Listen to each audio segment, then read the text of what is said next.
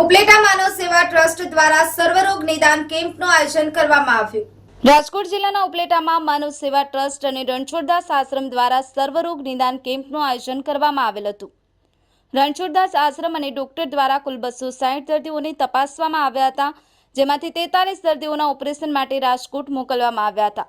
આ કેમ્પના આજના ભોજન પ્રસાદ તથા કેમ્પના મુખ્ય દાતાશ્રી તરીકે સ્વ દીપકકુમાર પુંજાભાઈ વરુના સ્મરણાર્થે આ કેમ્પ રાખવામાં આવેલ હતો।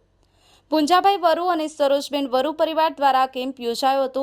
પુંજાભાઈ વરુ અને પરિવાર દ્વારા દીપ પ્રાગટ્ય કરવામાં આવેલ હતું, તેમજ આવેલ દરેક દર્દીઓને ભોજન પ્રસાદ માનવ સેવા ટ્રસ્ટ અને ક્ષેત્રના રસોડી દાતાશ્રીના સહયોગથી ભોજન પ્રસાદ વ્યવસ્થા રાખવામાં આવેલ હતી।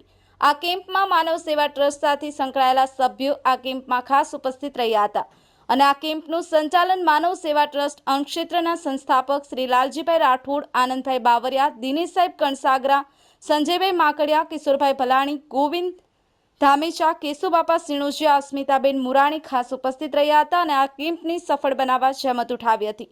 ન્યૂઝ 9 ગુજરાતી સાથે ભાવેશ ગોહિલ, ઉપલેટા। નમસ્કાર। આજ રોજ કેમ્પ તથા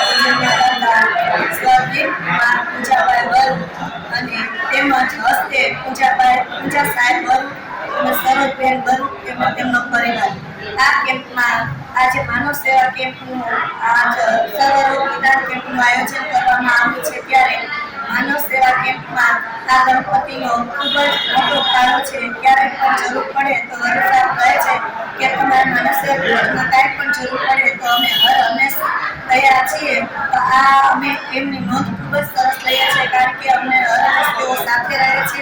એ સિવાય પણ માનવ સેવા ટ્રસ્ટ દ્વારા અન્ય બીજી પણ પ્રવૃત્તિઓ કરવામાં આવે છે।